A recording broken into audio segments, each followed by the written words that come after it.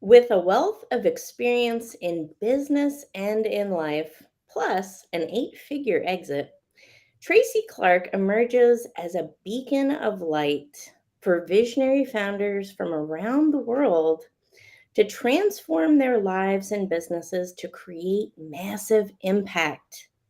Join us today as we explore the link between zone of genius and confidence. Tracy, welcome to the show. Thank you for having me, Tara. I've been very excited about joining you. And as we start, I just want to say I'm just such a fan of all your work and a big fan of your book. So I recommend it to everyone. One of my top favorites. You are my number one promoter in England. So I love it. Thank you so much.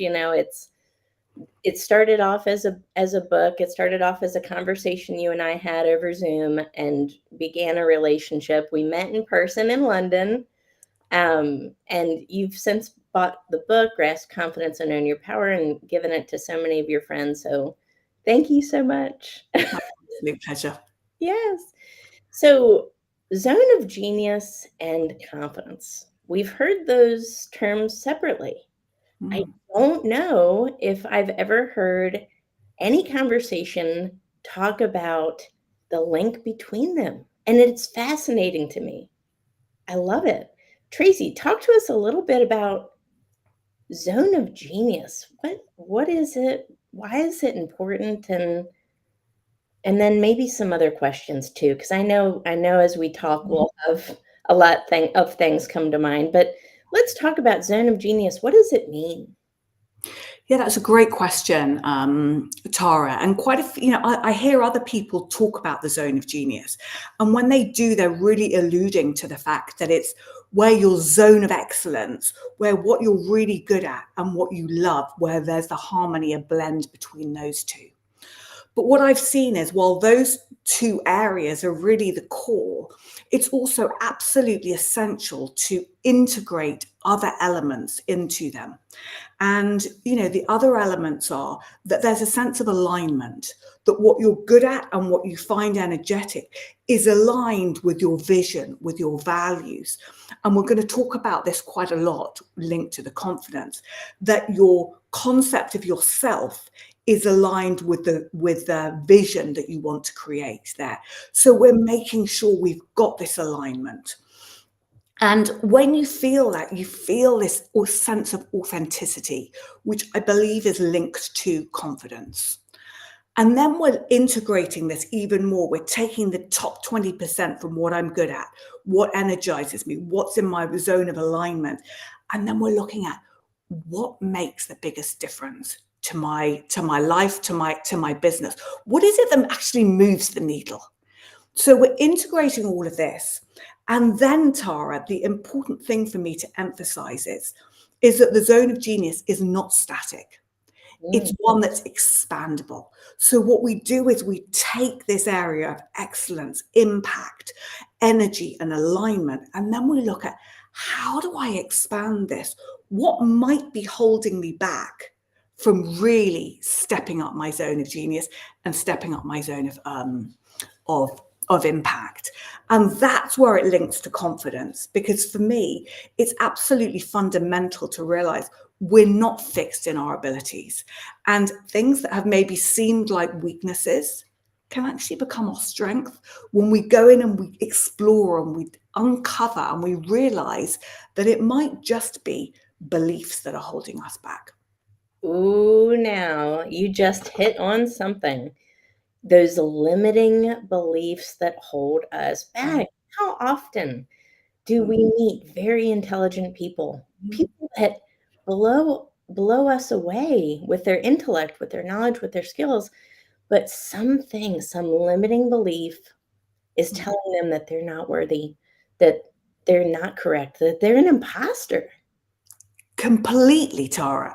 And I think that's what's so fascinating, isn't it? You see this person who should be capable of this impact, but yet there's a gap. And they're falling short. And you're right, it's those limiting beliefs they have. And those limiting beliefs are linked to the concept that they hold of themselves. And the zone of this, if I go back, isn't just about what you do in your mindset. It's about who you're being. It's about your identity. That is at the core. So then when we look at these people with these limiting beliefs, when you zoom in, what you often find is that those limiting beliefs are around the concept they hold of themselves.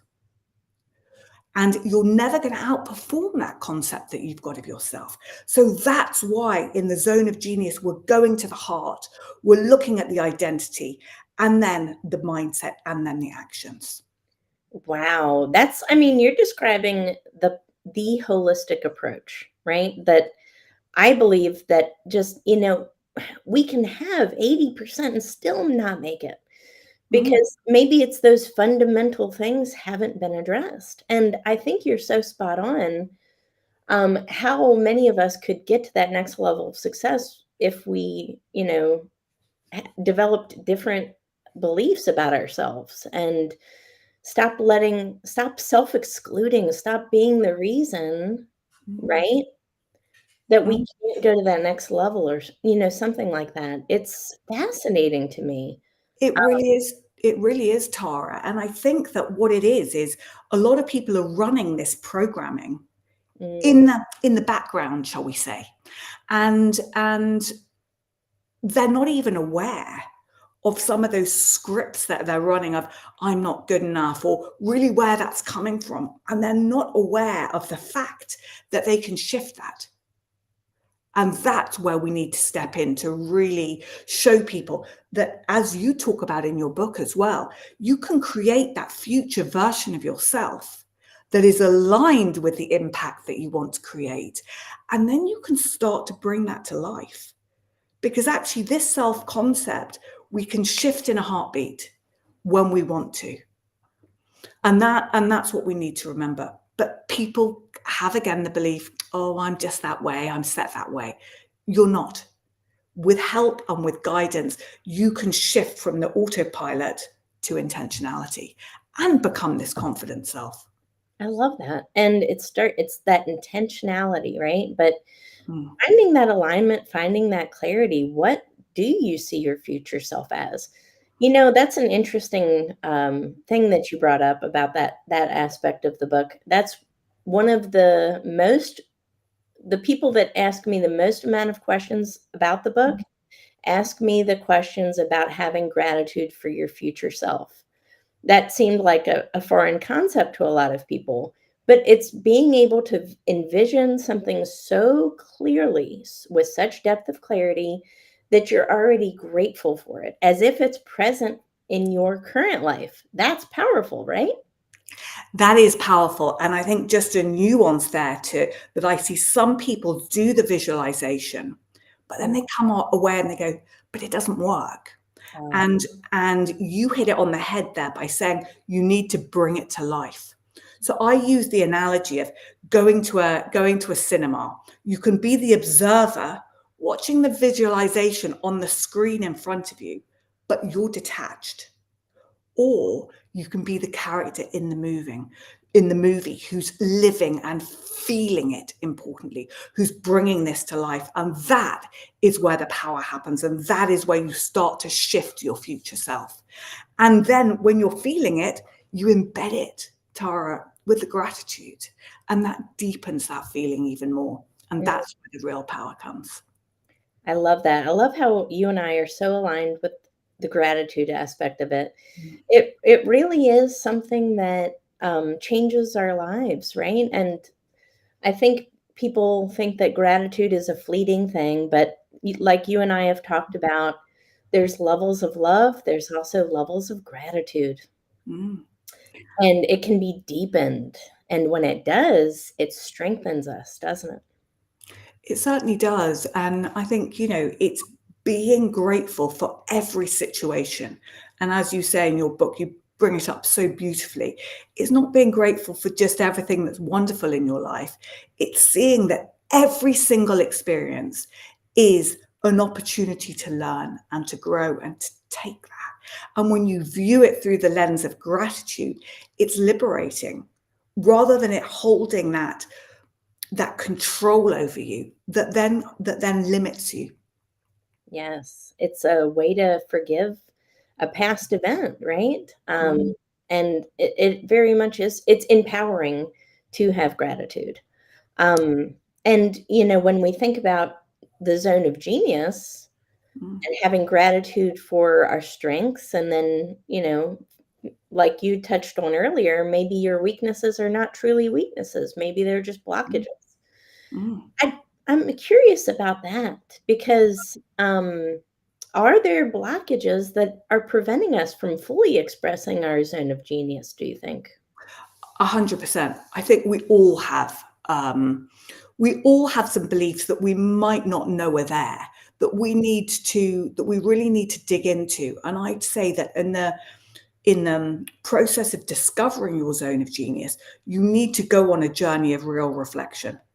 And you also really need to think about that impact that you want to create, connect to the why behind it. What is that reason that you want to connect? You want to create that. And then start to see, well, to create that input, what else would I love to be able to do? And sometimes you notice, oh, I'd love to, for example, my area was I'd love to be able to write a book. But then I have this little memory in my head of when I was 6 taking an entrance exam to a school and had to write a story and completely screwing up the story and being told, "You're not very good at writing." Now that stuck with me until I started to think, that's just a belief. And actually, when I'm talking to people, I see that the ideas are there. And now I'm leaning into it. And from having not enjoyed it, Tara, I'm now loving it. And I'm finding that the act of writing is not only liberating, but it's also helping me to get a depth of clarity in the area of the zone of genius, which in turn is helping me to have more impact. So there we see the direct correlation of something which was there, but I hadn't quite clocked what an impact it was having. And Mm, now, by coming and realizing it was just a belief, bringing it into awareness and going, actually, I know that to create my impact, this is what I'm called to do. And actually, this is what I'd love to do. And yes, I am getting some help in terms of developing this, but boy, it is incredible. And I'm surprising myself every single day. absolutely. That is such a remarkable story. Taking those areas in our life where we thought we were weak. And I had a similar experience with writing. I had a similar experience with public speaking, as you and I know. Mm, And you know what? I faced those fears and realized that those were narratives that I had heard in the past and from childhood, long, long ago, longer than we want to admit, right? But long, long ago. And they stuck with us and became a belief. It was someone else's belief of us that mm, was planted like a seed in our minds, mm. took took root, and became a belief system. Yes. Wow. Took root Yeah. and became a belief system, Tara, that then has become an integral part of your identity. Wow. And that identity is the source of results. I often hear people saying, no, Tracy, it's about the action and then it's about the mindset.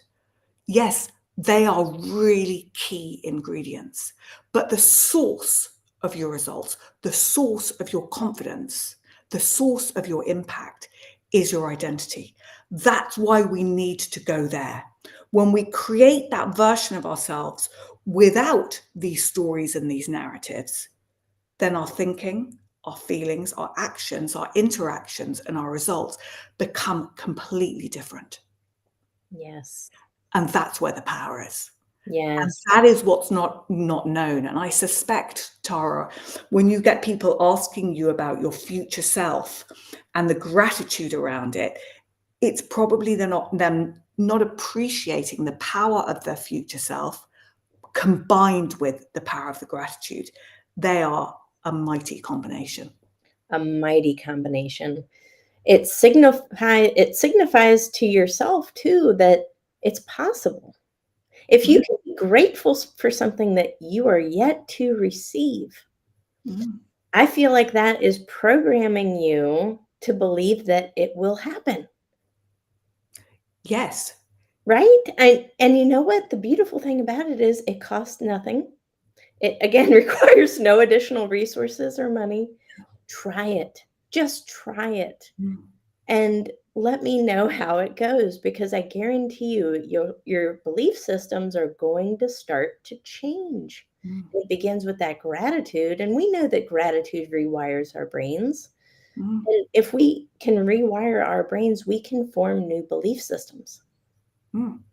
Absolutely. And if we can rewire our brain, and also with the gratitude, we're bringing that feel, we're getting that feeling to be alive. We're living it and experiencing it. And all there is now. So we're literally programming the now and um our awareness of ourself with this element of ourself. And this is what I do with the founders. I get them to constantly upgrade their identity. So we talk about Tara level, 1.0, and then we look at, okay, what's the level of Tara 2.0, who's in your case now, who's done the TED talk, and we would be creating that shift and really leaning into what's the difference in the version?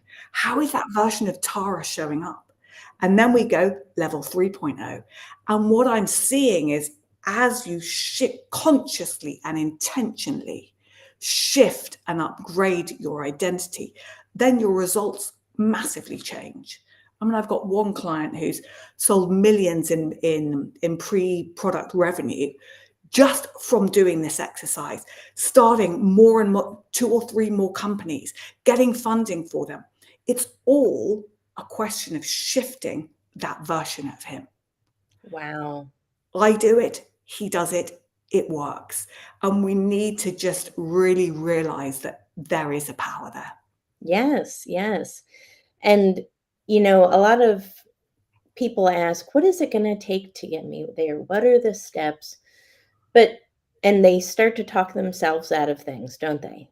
But it's who are you willing to become Mhm.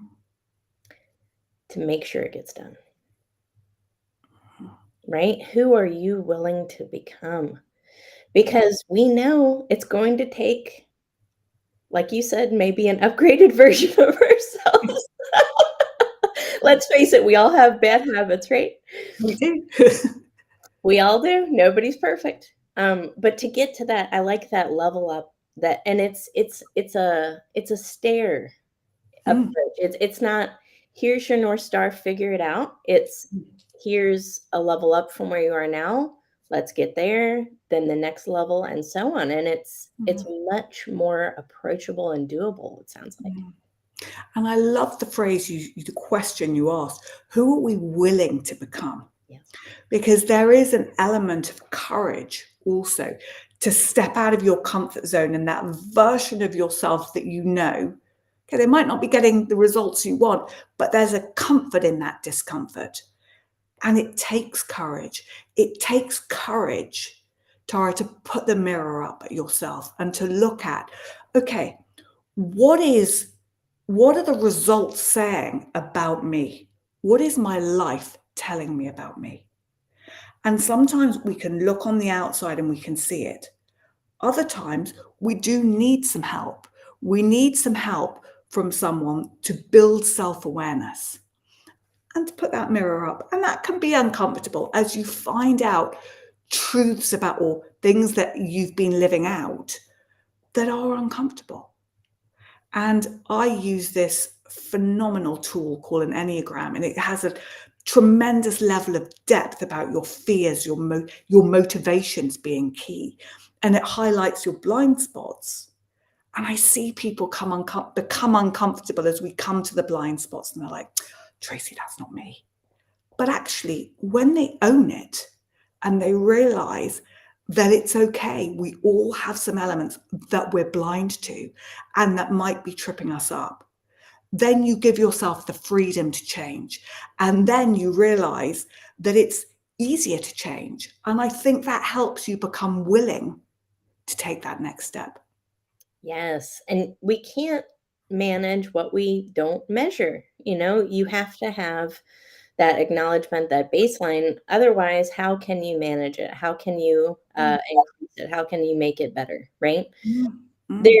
There are blind spots for everyone. I have plenty of them, I'm sure, but We all do. we all do. It's okay. What's not okay is ignoring it and staying the same. Yeah, yeah. And I think another point we were talking about just before we came online, Tara, was that one of the elements that can really help us build confidence and also help us expand this zone of genius is playfulness. Mm, I think sometimes we just take life a little bit too seriously. And actually sometimes when we step into the zone of being playful, then it can be liberating. And I love to do this with founders who set up their company, but they realize they might not be as great a leader as they want, as they know that they can be. So their confidence is lacking there. But when we start to play games and I say to them, okay, rather than going in on transmit to deliver messages, why don't you set a context and then imagine that you're playing poker? Imagine that you've got five chips in your hand. And during this hour meeting, you can only say 5 things. So think about, what are the questions I could ask that's going to unlock my team? And people love that. And they come out and they're like, oh my goodness, I didn't know I could do it. But actually, by being playful and having that approach, they come out more confident. And then they're expanding their zone of genius because they're realizing the better the leader I become, then the more I can delegate and I can step into my own zone of genius. yeah, and it allows that person to embrace their authenticity as well, like we talked about earlier, Mm, because we're not robots. We weren't designed to mm, be. We were designed to be playful, right? And mm. I mean, so much of our childhood is spent in play, and then what happens as soon as we become adults? We become what, robots? That Yeah. shouldn't change that much, right? We can incorporate play and joy and things like this into the workspace. And Mm, you know what? People actually respond to that because it makes it more engaging. It makes it more fun. And ultimately, you're seen as a more authentic leader. completely. Right? Completely. And I think you can take that playfulness as well to what we were saying about going to the cinema and being in the movie and playing, what else would I be experiencing, and imagining those scenarios. And that brings it to life. So yes, let's all embrace playfulness. And I'd invite everyone on the call to think about, how could I be more playful in my life? And what impact would that have on me, but also those around me? Yes. Uh, I love that. That's a fun question. It is a fun question. So I do. I want anybody who's watching this or listening to this on the podcast to really explore what their zone of genius is, what their zone of genius is, what really makes them feel alive, what makes them feel really confident. Start Mm, leaning into those things, asking some introspective questions and mm, figuring out how we can incorporate that more into our lives. And if our lives are not aligned with that, how can we make our lives aligned with it so that we feel purposeful, intentional, fulfilled? mm. As far as zone of genius goes, there's a there's a lot of different types of genius. How does one look at look at it and understand where they fit into that mix? What's a good step? I think I would say start with what when you look back at your achievements, where have you excelled?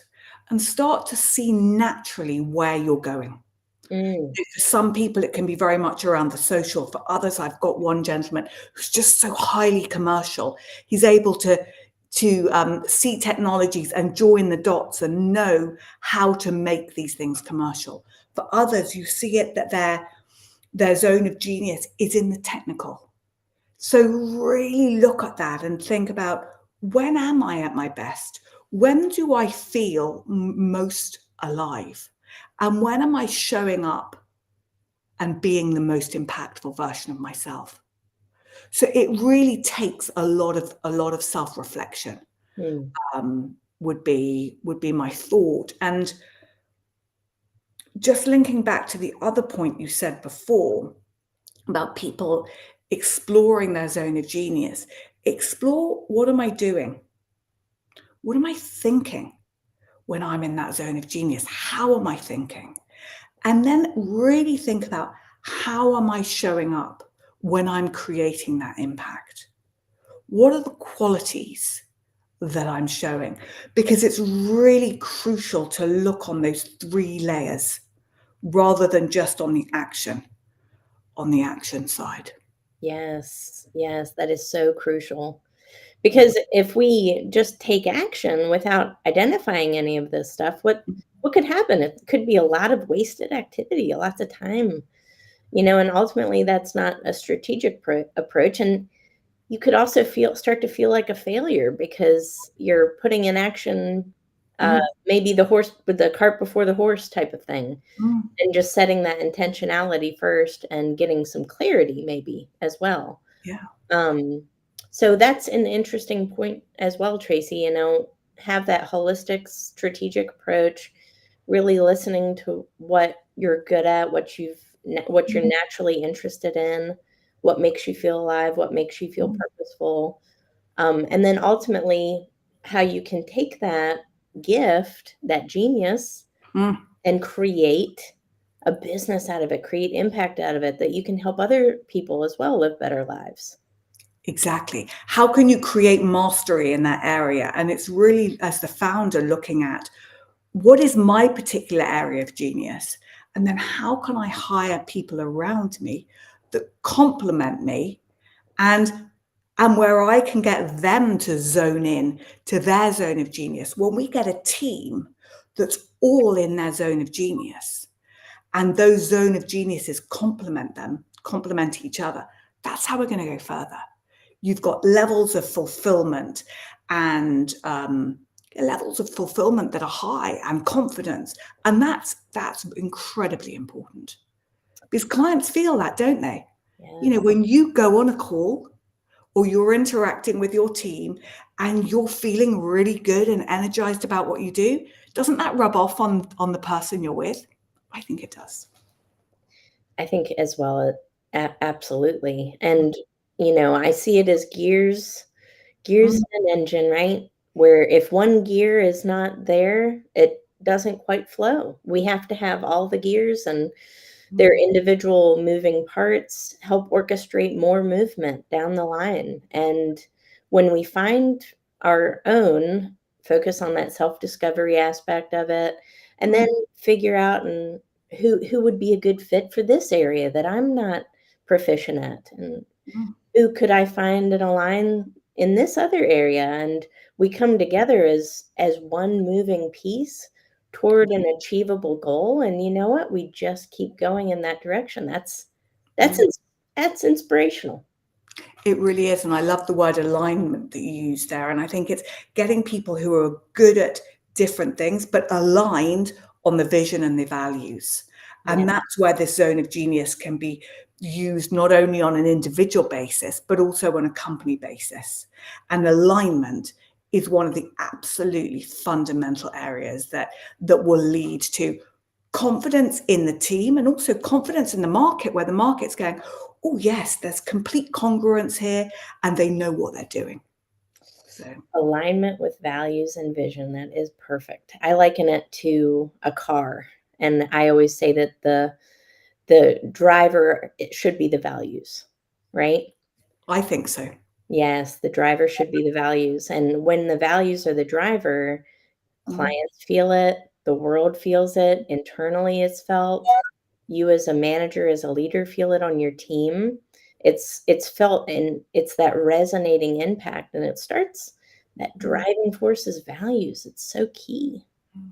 I love that. Absolutely.